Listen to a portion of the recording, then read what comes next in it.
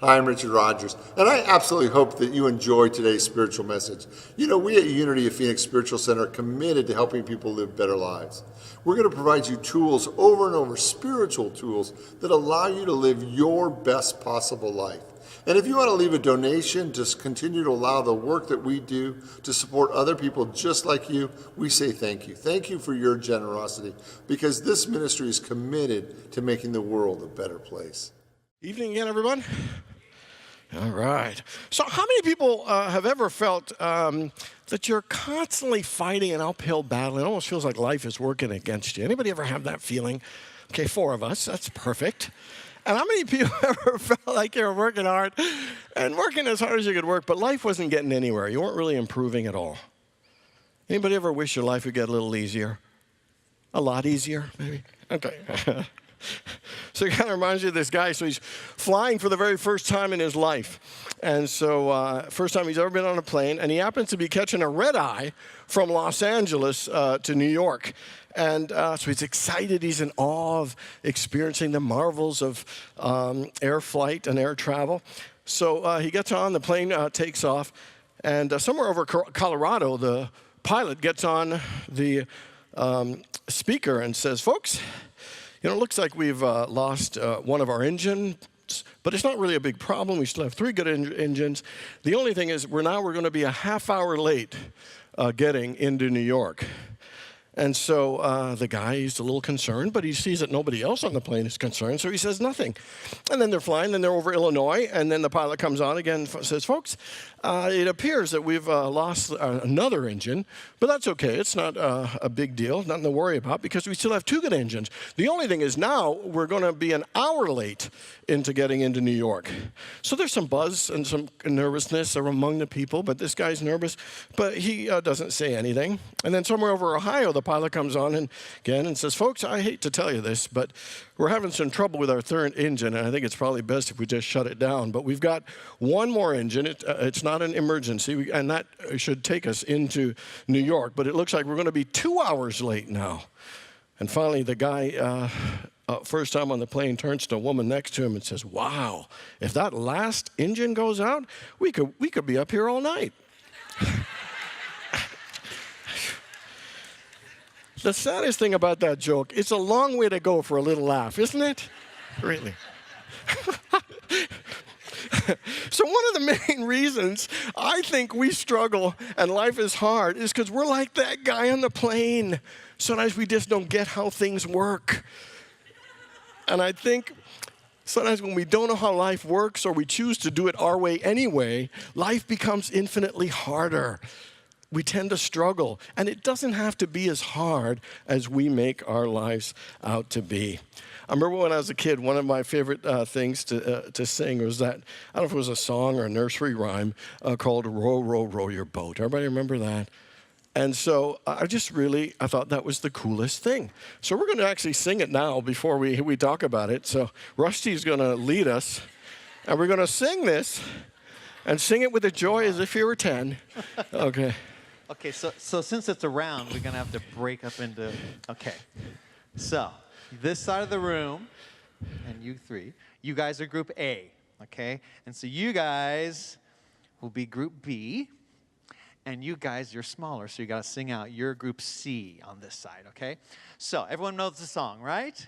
Let's just practice it all together first.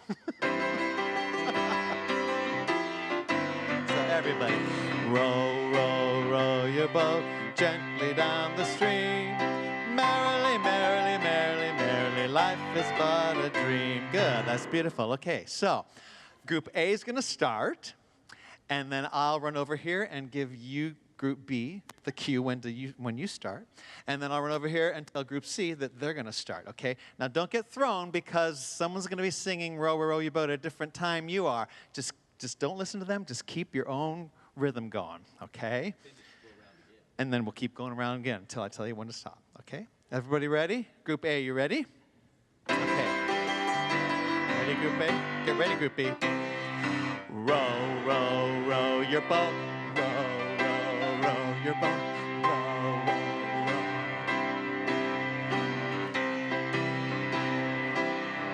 Keep going. Row.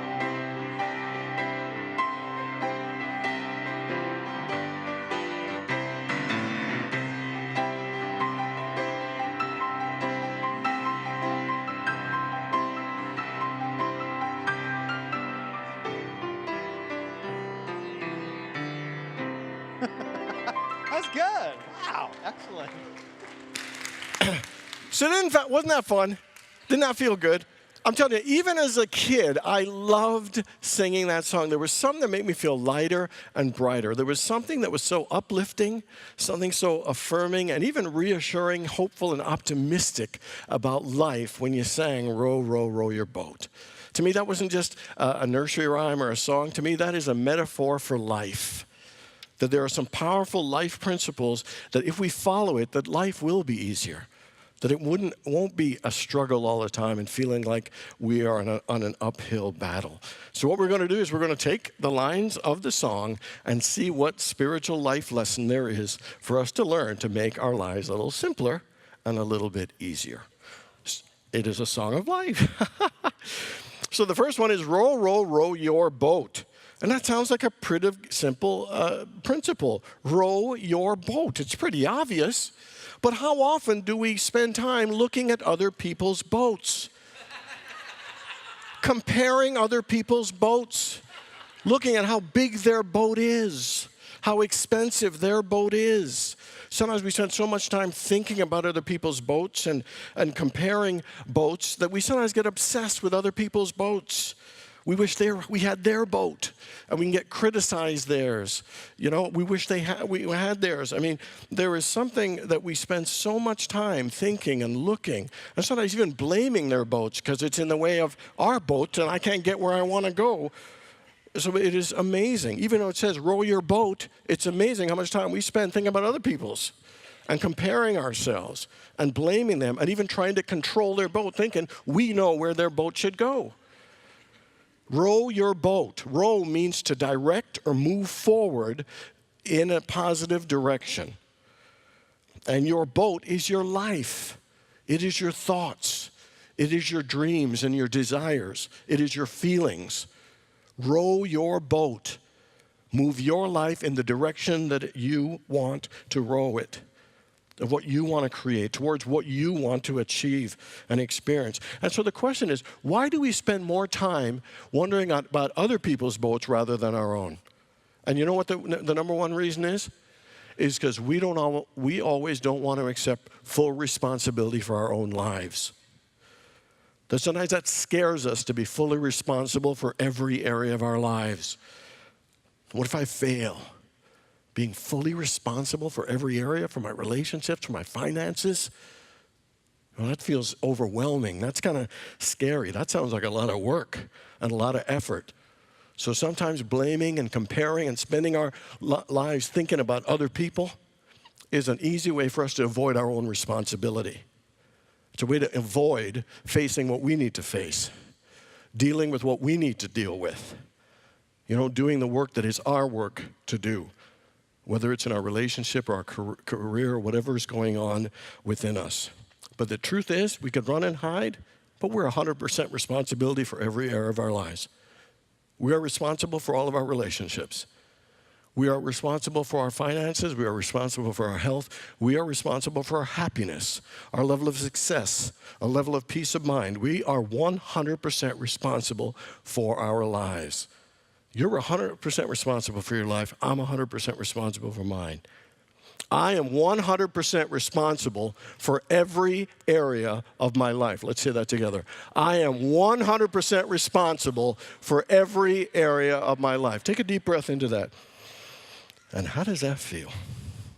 Because you know what I find interesting? Sometimes we rather spend time blaming, comparing, and trying to control other people rather than being responsible for our own lives. So I ask you, what area of your life are you not owning or accepting full responsibility for? And is it your happiness? Is it your relationship? Is it your career? You know what being responsible means? It means that you own the power to improve that area of your life. When you don't accept responsibility, what it means is you're giving up the power to make your life better. To row your boat means to accept the responsibility and consciously and intentionally utilize your power and your resources to direct your life in the direction that you want it to go. So, think of an area in your life that isn't going as successfully as you'd like it to go. And I ask you, where do you want to row your boat? What is it that you'd like to experience or achieve? What is the direction you would like your relationship or your career or your level of peace of mind to move? And are you willing to accept responsibility for it and consciously and intentionally direct your life in the area you'd like it to go? Because sometimes we would rather let our lives drift rather than being responsible and intentional on moving our lives and creating it what it is we actually want. So let's talk about other people and their boats for a second. It doesn't, when row, row, row your boat doesn't mean you don't help other people. But there's a difference between helping other people and enabling, and helping other people and doing it so much that you avoid taking care of what you need to take care of. It reminds me of the scripture. Remember when Jesus wanted to wash his disciples' feet?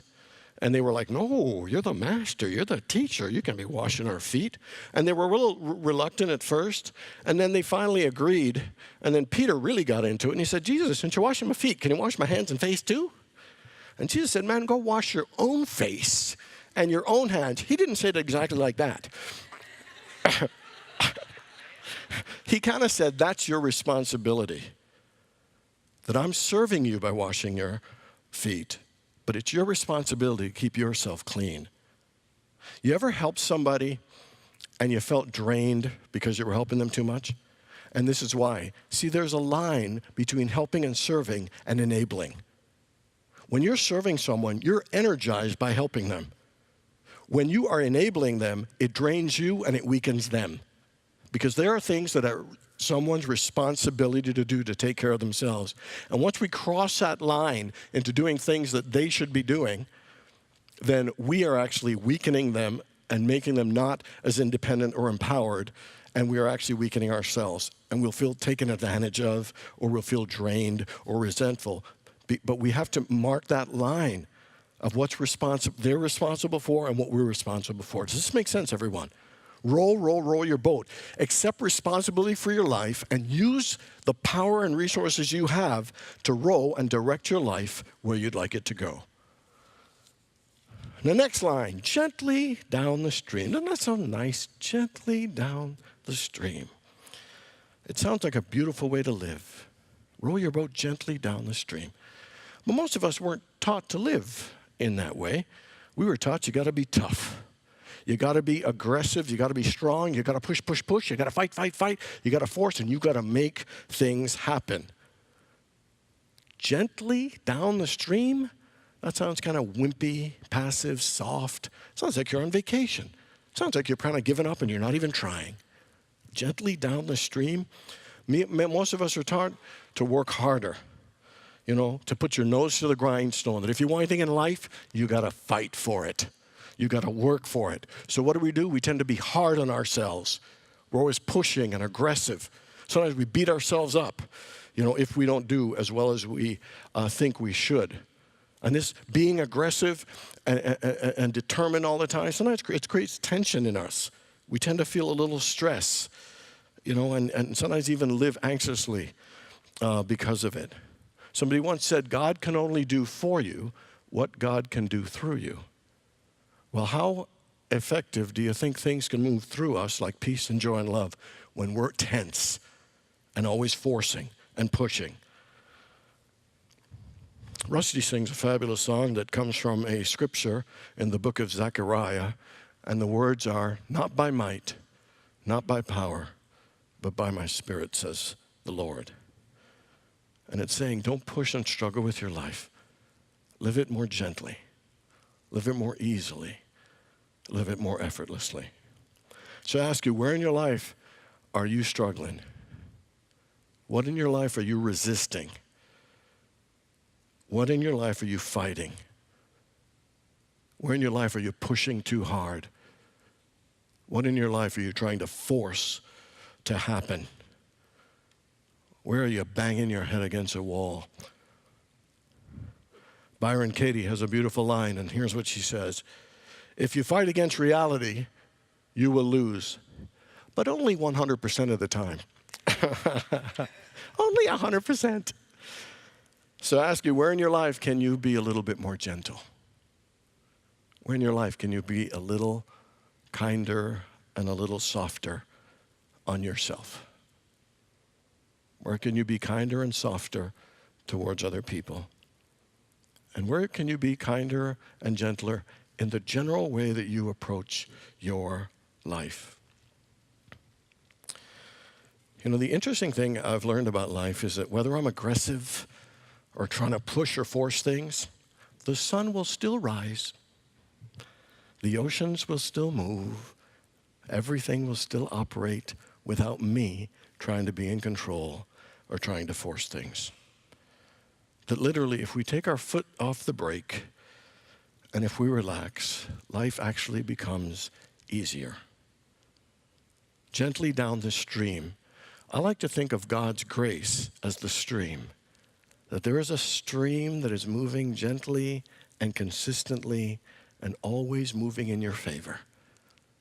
Always moving you towards love, moving you towards peace, moving you towards success and happiness. And so often, what do? We try to swim upstream. Instead of relaxing and trusting and letting life move us towards our best, we sometimes fight and resist and don't live gently. What are the first 4 words that God said in the book of Genesis? Let there be light. He didn't say, force light to come. He said, let there be light. Can you feel that energy? Let there be peace. Let there be love. Let there be joy. Let there be success. There's almost an effortless and an ease to it.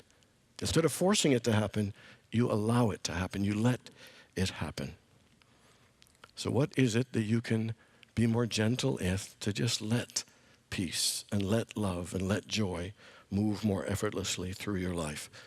See, we have a choice in how we choose to live. We can live tensely and aggressively, pushing and forcing, or we can trust that the flow of the stream is supporting us, and we can relax and let go and just move with the flow of good and move with the direction that God wants our lives to go. I like when Paul said, all things work together for good for those who love God. So it means if you really believe that, that means you can relax and let that good unfold in exactly the way that it should. Row, row, row your boat gently down the stream. And the next line, merrily, merrily, merrily, merrily. So to be merry or merrily is an attitude about how we live our lives. It's to be happy, to be lighthearted, to be joyful, to be playful, to be appreciative, to put your heart and soul into how you live your life, to live it merrily.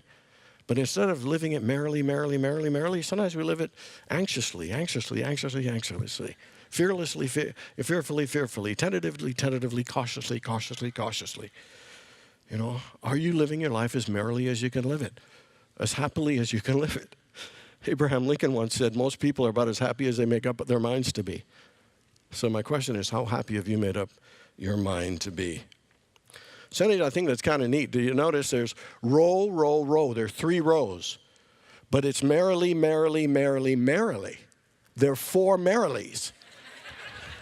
That's a lot of merrily. And I think the message is that when you row, row, row, you will get merrily, merrily, merrily, meaning there will be more happy than effort that you put in. Does that make sense? And because it's a symbol that there is so much in life to be happy about. There is so much at every moment of your life to be joyful, to be thankful, to celebrate, and to appreciate, that there is always, the question is, are you willing to choose to live merrily, to live appreciatively, to live happily, to live joyously? Because it's all available. There are blessings all around us every single moment of the day.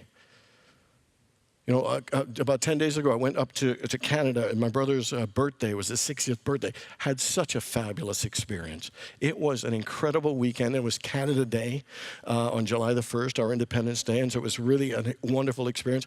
I stayed up late partying a little too much, 1 o'clock, 2 o'clock, 3 o'clock in the morning, and I was hurting bad for the next several days. But even with a clogged head and really feeling miserable, I kept thinking, what a wonderful life I have. You know, somebody came over and brought me soup a couple days in a row. I started getting better. Then I started feeling worse yesterday. And my assistant was so cool. She said, Richard, let me take care of your appointments because I want you to rest and to just feel better. And I couldn't help but just feel loved and cared for.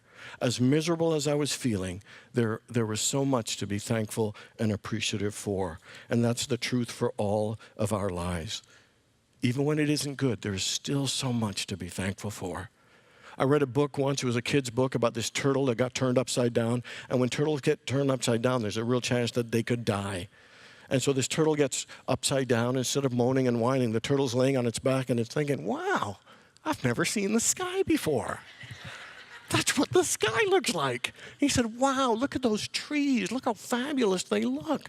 And so even though it isn't going, that his life felt literally upside down, he kept thinking, wow, this is a perspective I've never seen. This is a part of life I've never experienced. What can I learn from this? What can I gain from this and discover about myself in this situation? He said, I want someone to rescue me and I want to keep doing, but while I'm here, what can I get out of this? And my question for you is, what area of your life feels like it's turned upside down? And instead of lamenting it and hating it, could you see, what could I learn from this? My life has never been here before. You know, what can I gain from it? The fact is, folks, all of our lives are changing. We're getting older, our bodies are changing. We are all stepping into experiences like that turtle where we thought, I've never been here before. This is new. And instead of hating it, we could think, what could I gain from it? What could I learn from it? Merrily, merrily, merrily, it's just about, hey, having a party and laughing all the time, although that's good. But it's to see the blessings and the joy even when life isn't going as well as you would like. So my question for you is, how can you live more merrily in your life? It could be as simple as choosing to smile every day at every person that you see. It could be to be more thankful and maybe start a gratitude journal. It could be to do something fun. You know, like if you like dancing, when was the last time you went dancing? When was the last time you listened to some live music? Maybe you call your best friend and reminisce about a few things and laugh until your face hurts. Maybe it's to try something new. You know, maybe take a pottery class or a meditation or a yoga class. You know, maybe go to one of those Van Gogh Vino things and do some of that painting. Maybe it's to go skydiving. I don't know what it is, but what would it take for you to live more merrily? To live more joyfully, to live more playfully, more childlike. Reverend Jimmy, he and I, our favorite scriptures, and one of them is, this is the day that the Lord has made, so let us rejoice and be glad in it. And there is no day in which we do not have things to rejoice and be glad in. The question is, are we willing to choose to be rejoicing or choose to live merrily, merrily, merrily? And the last one is, life is but a dream. And that's an interesting one. Life is but a dream. I think some of the things that it could mean could include that life is just a temporary experience. It doesn't last long or forever for any one of us in these physical bodies. It is like a dream, that there will be an end to it. And to me, then, that makes it more precious. That makes it something we should treasure all the moments and cherish all the experiences. Because while our spirits might be eternal, these times and these bodies are temporary, and we need to treasure it. And make sure that life is but a dream. Make sure we don't think life is a nightmare or a bad dream, that we can use the power of our vision and our ability to see something greater, to make it a dream that is wonderful, that is incredible. You know, that interesting thing is, you know, that a lot of life, it's you see, you smell, you taste, your touch, you know, and we can dream life into beautiful and wonderful things. But as wonderful as the physical stuff we can see is, as much of a dream we can make life, the truth is that the things that are seen come from what is not seen. The things that are temporary come from something that is eternal.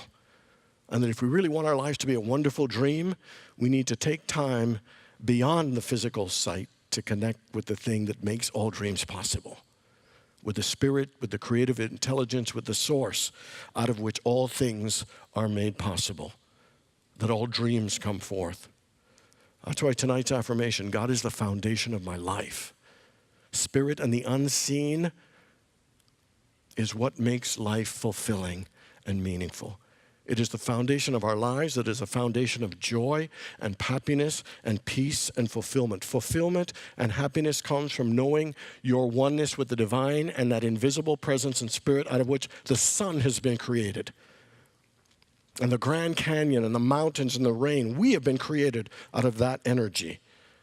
And for life to be a dream, we need to make sure we take time cultivating and celebrating and enjoying that invisible presence, to go within. That's why the incredible scriptures that say, seek ye first, and all these things will be added unto you.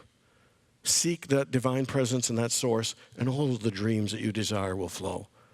Or delight yourself in the Lord, and he will give you the desires of your heart.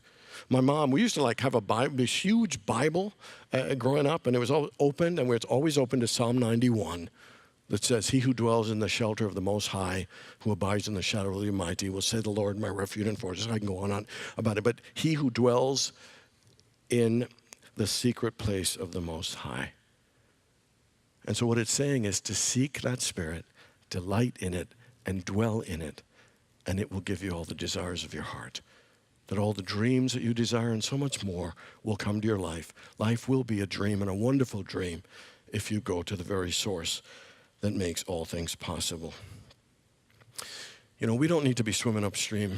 We don't need to be struggling and feeling life is against us, because that's not the truth. This song, as simple as it is, tells us how to live to make our lives easier and simpler. It's funny, but we tend to live the very opposite of what it says. We live more like row somebody else's boat, aggressively up the stream, miserably. Life is no dream. And so life is not a dream. That's not the way we should be living.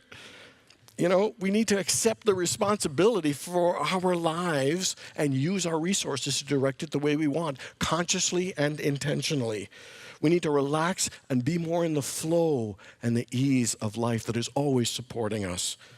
To be joyful and to celebrate and appreciate and to realize that life is a temporary experience, but if we connect with the very source that makes it possible, we will live an amazing and wonderful life. Row your boat gently down the stream. Merrily, life is but a dream.